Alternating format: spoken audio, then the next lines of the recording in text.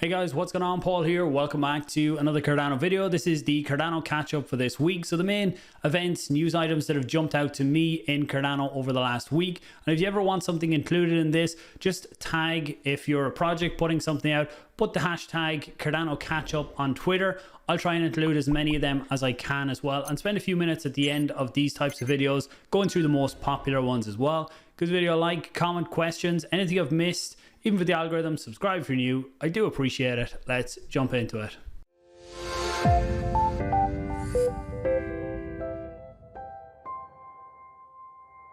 Okay, timestamps will be down below. I'll talk just briefly about the videos I put out this week. I do have 6 or 7 other interviews sitting there ready to go out as well. And I'll talk about them towards the end of the video because I'm looking at ways to help improve the channel and help you guys get the most value out of it. So I'll talk about that towards the end, and I would appreciate some feedback. Going through this, I put out the interview that I had with Frederick from the Cardano Foundation. This happened at the Cardano Summit. So we talk all about what the Cardano Foundation is, their role, how they're different to other foundations, and the expectation that's there as well as some of the things they're looking at doing going forward. I know I learned a lot from it, from talking to him and other people at the Cardano Foundation.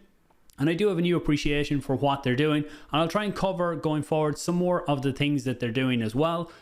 I got to sit down with Vineet at the Cardano Summit as well. He's from Emurgo, so he talked all about what Emurgo are doing, the Yoroi wallet, the issues they've had in the past. He explained a bit about that and the improvements we're seeing. I have noticed that it has got faster, which is great.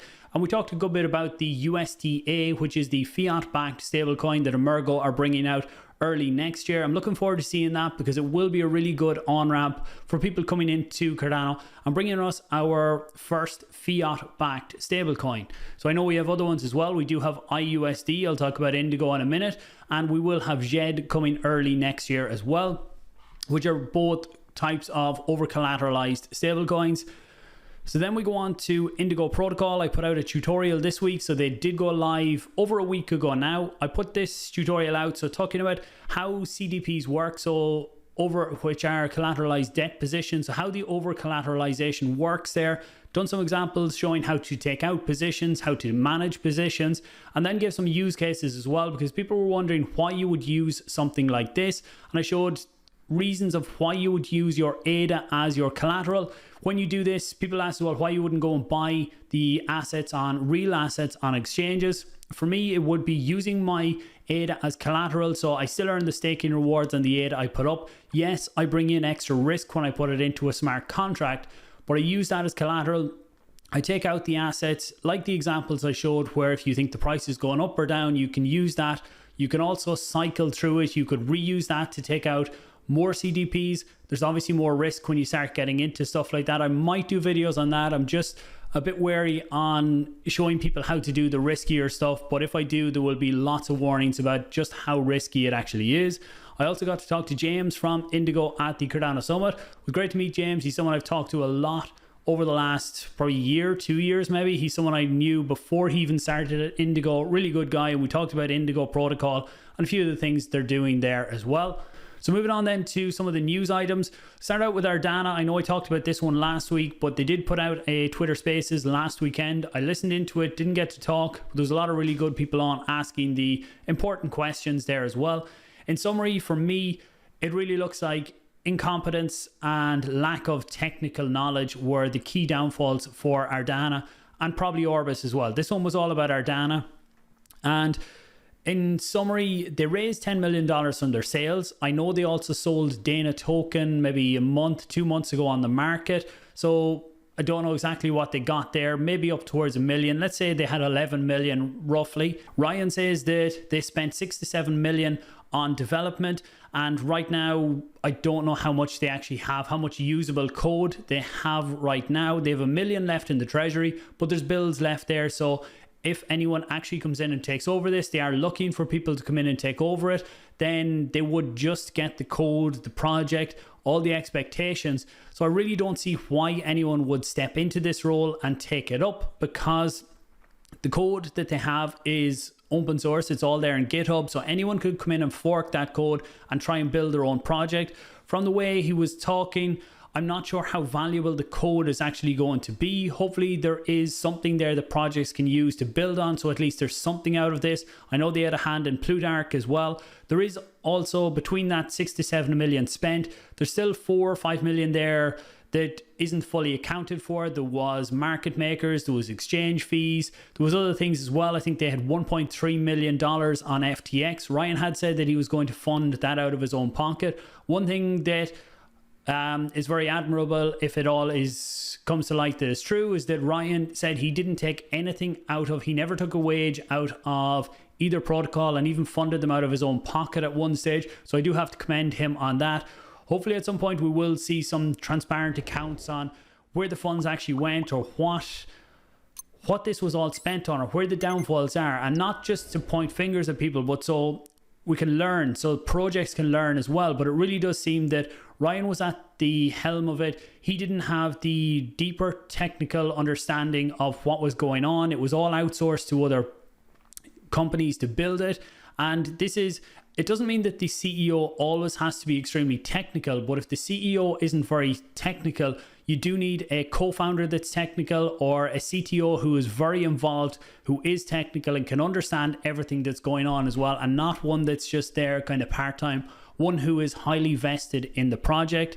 Charles did go on and talk about this as well, rugs and failed projects, and he wasn't happy about what happened with Ardana. And the biggest thing he wasn't happy about was that they didn't know anything was wrong until they seen the tweet that the project was just stopping. They seen that coming out, and it was like they invested $500,000 into it.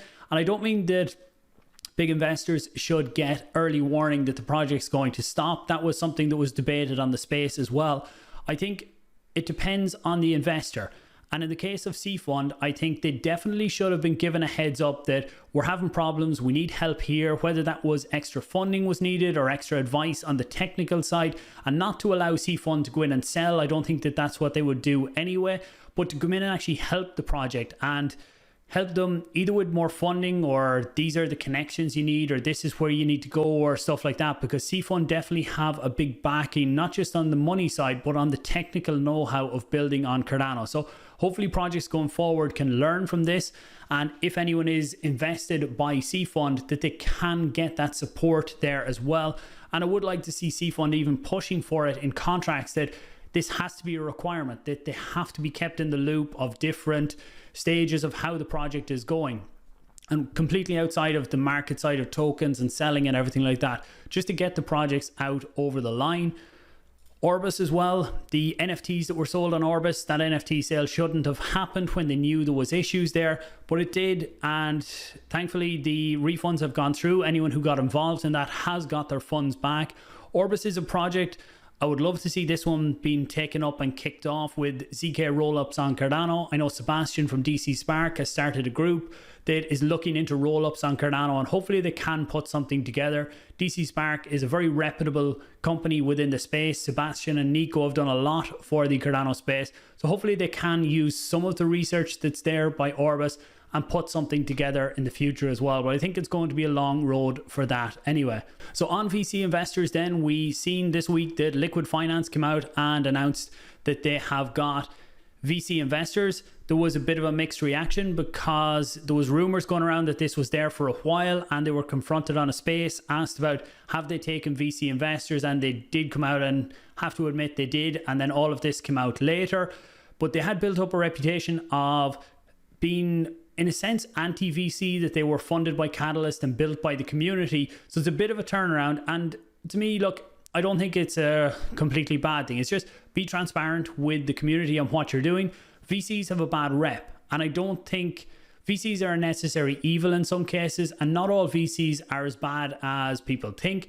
They are necessary funding for projects. You see how expensive building on Cardano can be. So building a complex protocol through Catalyst, it's not going to be a viable route all the time.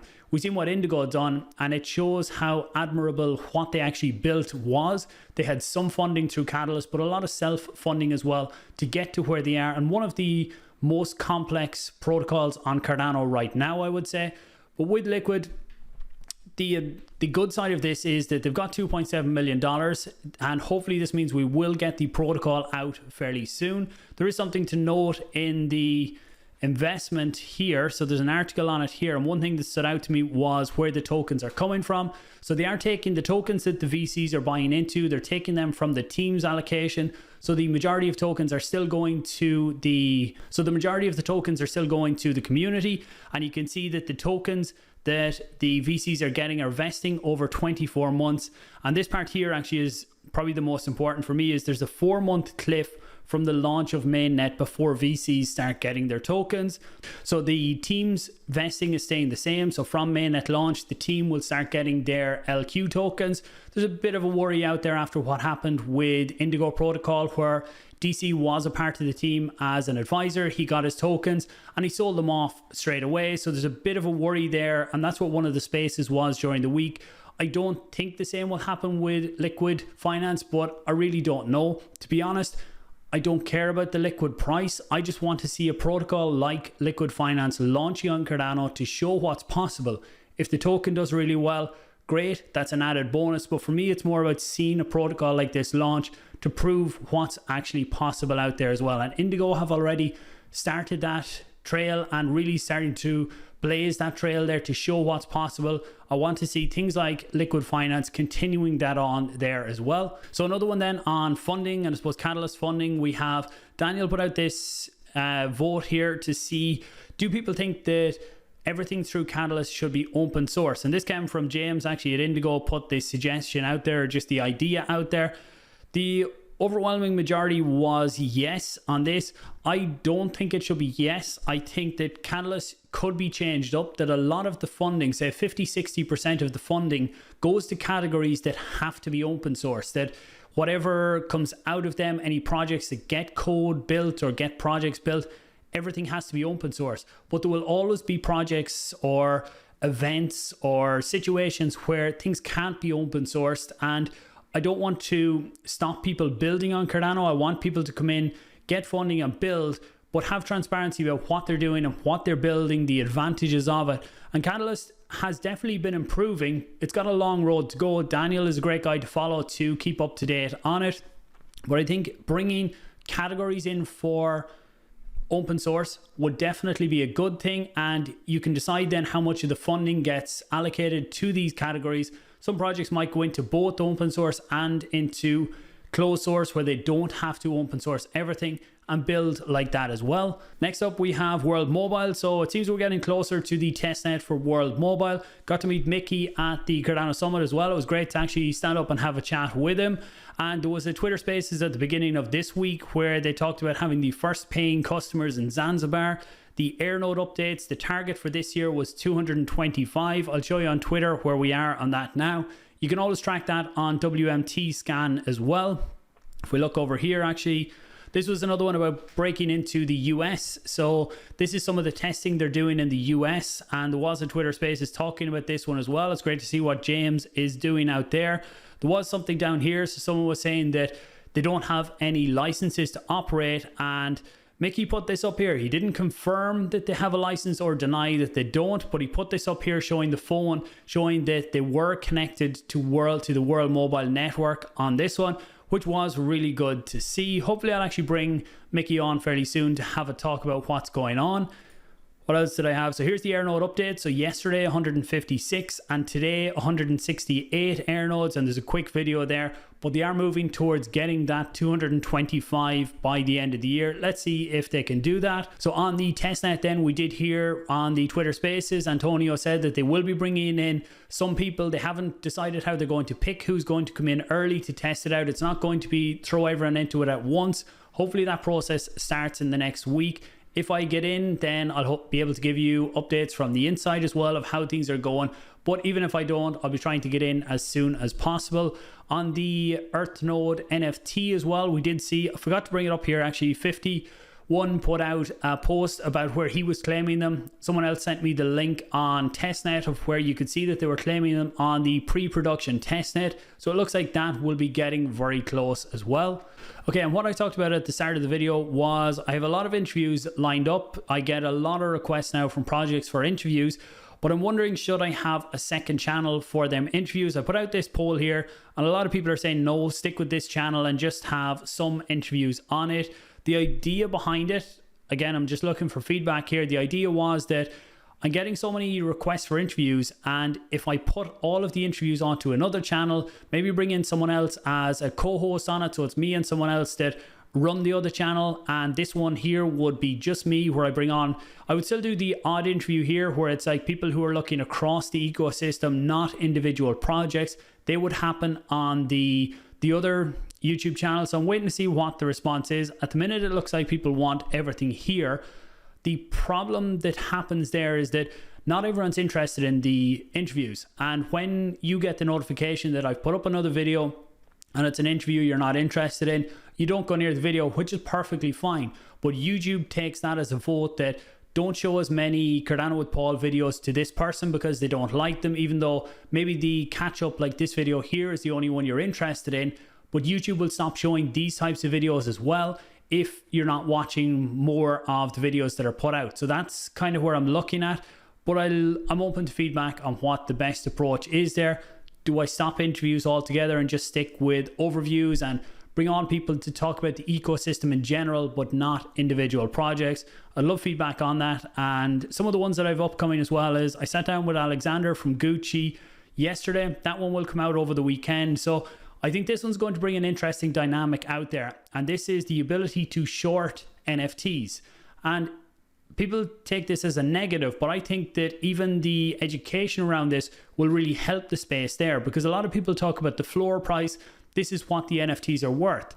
But a floor price isn't what an NFT is worth. A floor price is the minimum someone selling is willing to accept. But if you come into a situation where you need funds and you have to sell your NFTs, the floor price isn't what you're going to get. You need to put it up there and hope someone is going to come in and they're willing to buy it. So a floor price is like the sells on an exchange, and we don't currently have the bids which come in underneath that. That's what we need to encourage. And Gucci will help really bring that into the play as well. So if you want to check out that interview, it should be out over the next few days as well. And we talk about the dynamics of it and where I think this can actually help with liquidity in the space as well.